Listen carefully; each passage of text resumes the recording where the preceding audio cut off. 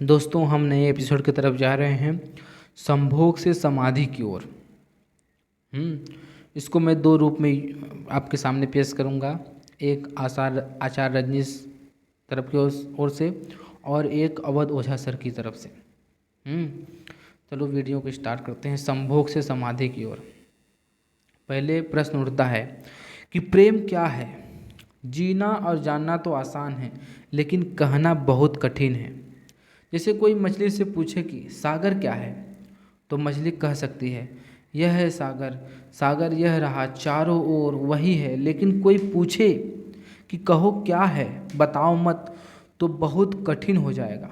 मछली को आदमी के जीवन में जो भी श्रेष्ठ है, सुंदर है, सत्य है, उसे जिया जा सकता है, जाना जा सकता है, हुआ जा सकता है, लेकिन कहना बहुत कठिन, बहुत मुश्किल है। और दुर्घटना और दुर्भाग्य यह है कि जिसमें जिया जाना चाहिए, जिसमें हुआ जाना चाहिए, उसके संबंध में मनुष्य जाति 5-6 हज़ार साल से केवल बातें कर रही है।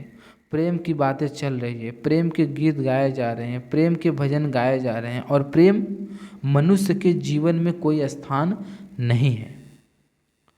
अगर आदमी के भीतर खोजने जाए तो प्रेम ज़्यादा से ज़्यादा असत्य शब्द दूसरा नहीं मिलेगा। और जिन लोगों ने प्रेम को असत्य सिद्ध कर दिया है और जिन्होंने प्रेम की समस्त धाराओं को अवरुद्ध कर दिया है, और बड़ा दुर्भाग्य यह है कि लोग समझते हैं कि वे ही प्रेम के जन्मदाता हैं। धर्म प्रेम की बातें करता है, लेकिन आज तक जिस प्रकार का धर्म मनुष्य जाति के ऊपर दुर्भाग्य की बात ही छाया हुआ है, उस धर्म ने मनुष्य के जीवन से प्रेम के सारे द्वार बंद कर दिए हैं। और न उस संबंध में पूरब और पश्चिम में फ़र्क है, न हिंदुस्तान और न अमेरिका में कोई फ़र्क है। मनुष्य के जीवन में प्रेम की धारा प्रकट ही पाई है और नहीं हो पाई है, तो हम दोष देते हैं कि मनुष्य ही बुरा है, नहीं प्रकट हो पाया। हम दोष देते हैं कि यह मन ही जहर है, इसलिए प्रकट नहीं हो पाई। मन जहर नहीं है, और जो लोग मन को जहर कहते रहे हैं, उन्होंने ही प्रेम को जहरीला कर दिया है, प्रेम को प्रकट नहीं होने दिया। मन जहर कैसे हो सकता है? इस जगत में कुछ भी जहर नहीं है। परमात्मा के इस सारे उपक्रम कुछ भी विष नहीं है, सब अमृत है। लेकिन आदमी ने सारे अमृत को जहर कर लिया है, और इस जहर करने में शिक्षक, साधु, संत और तथाकथित धार्मिक लोगों का सबसे ज़्यादा हाथ है। इस बात को समझ लेना जरूरी है, क्योंकि अगर यह बात दिखाई न पड़े तो मनुष्य के जीवन में कभी भी प्रेम भविष्य में भी नहीं हो सकेगा। क्योंकि जिन कारणों से प्रेम नहीं पैदा हो सका, उन्हीं कारणों को हम प्रेम प्रकट करने के आधार और कारण बना रहे हैं। हालतें ऐसी हैं कि गलत सिद्धांतों को अगर 1000 वर्षों तक दोहराया जाए तो फिर यह भूल ही जाते हैं कि सिद्धांत गलत है, और दिखाई पड़ने लगता है कि आदमी गलत है, क्योंकि उन सिद्धांतों को पूरा नहीं कर पा रहा है। मैंने सुना है कि एक सम्राट के महल के नीचे एक पंखा बेचने वाला गुजरता था और ज़ोर ज़ोर से चिल्ला रहा था कि अनूठे और अद्भुत पंखे मैंने निर्मित किए हैं, ऐसे पंखे कभी नहीं बनाए गए, ये पंखे कभी देखे भी नहीं गए। सम्राट ने खिड़की से झांक कर देखा कि कौन है जो अनूठे पंखे ले आया है। सम्राट के पास सब तरह के पंखे थे, दुनिया के कोने कोने में जो मिल सकते थे, और नीचे देखा गलियारे में खड़ा हुआ एक आदमी है। साधारण 2-2 पैसे के पंखे होंगे और चिल्ला रहा है अनूठे, अद्वितीय। उस आदमी को ऊपर बुलाया गया और पूछा गया, इन पंखों में ऐसी क्या खूबी है, दाम क्या है इन पंखों के? उस पंखे वाले ने कहा कि महाराज, दाम ज़्यादा नहीं है, पंखे को देखते हुए दाम कुछ भी नहीं है, सिर्फ 100 रुपये का पंखा है। सम्राट ने कहा, 100 रुपये का पंखा, यह 2 पैसे का पंखा? जो बाजार में जगह जगह मिलता है और 100 रुपये दाम, क्या है इसकी खूबी? उस आदमी ने कहा, यह पंखा 100 वर्ष चलता है, 100 वर्ष के लिए गारंटी है, 100 वर्ष से कम में खराब नहीं होता है।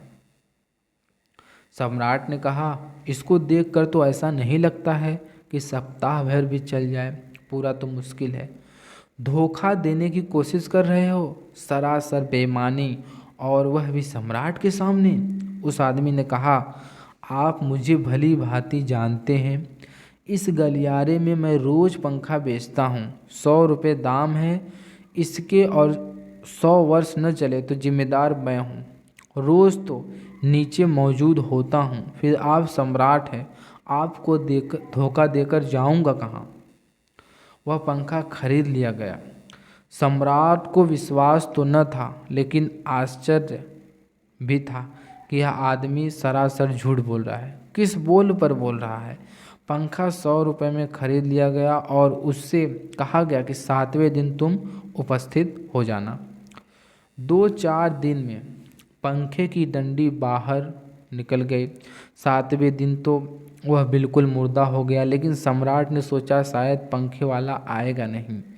लेकिन ठीक 7वें दिन वह पंखे वाला हाजिर हो गया और उसने कहा, कहो महाराज। उन्होंने कहा, कहना नहीं है, यह पंखा पड़ा हुआ है, टूटा हुआ है, यह 7 दिन में ही यह गति हो गई है। तुम कहते थे 100 साल चलेगा।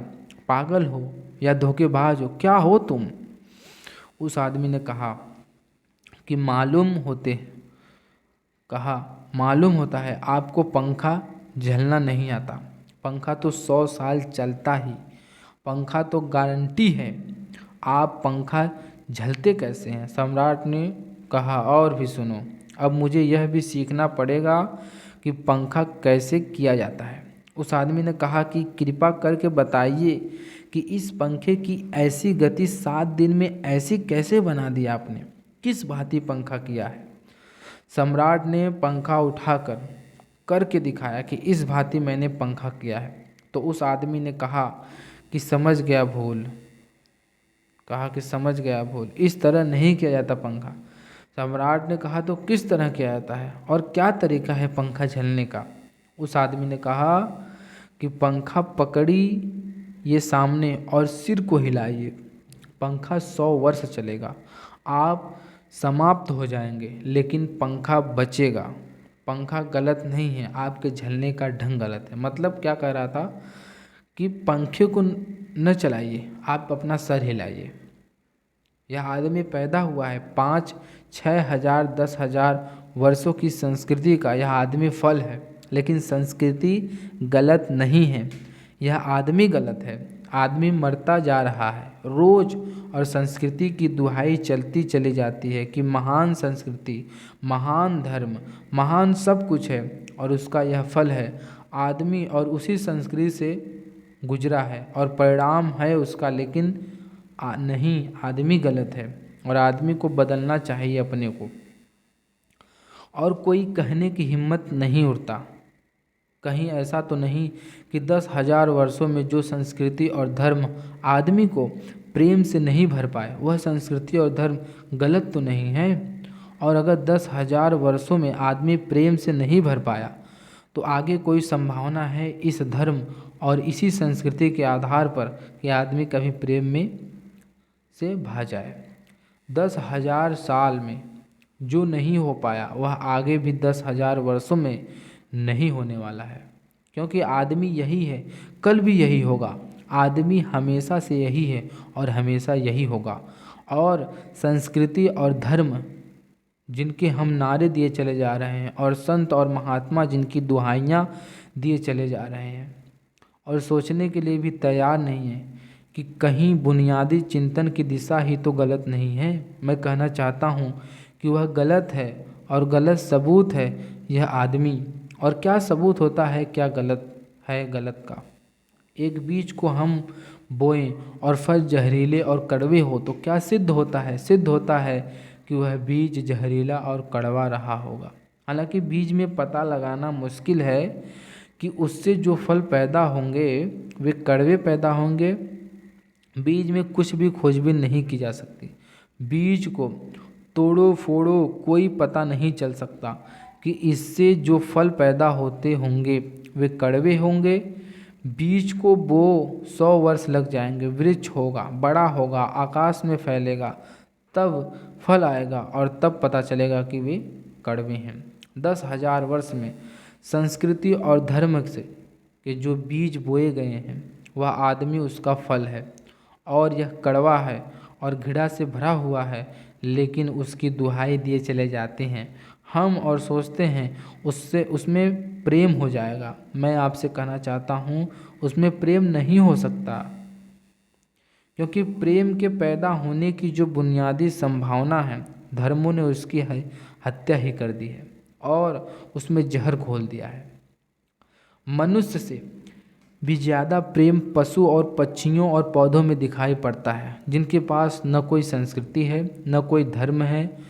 संस्कृत और संस्कृति और सभ्य मनुष्यों की बजाय असभ्य और जंगल के आदमियों में जितना प्रेम दिखाई पड़ता है, जिसके पास न कोई विकसित धर्म है न कोई सभ्यता है न कोई संस्कृति है, जितना आदमी सभ्य सांस्कृतिक और तथाकथित धर्मों के प्रभाव में मंदिर और चर्च में प्रार्थना करने लगता है, उतना ही प्रेम से शून्य क्यों होता चला जाता है।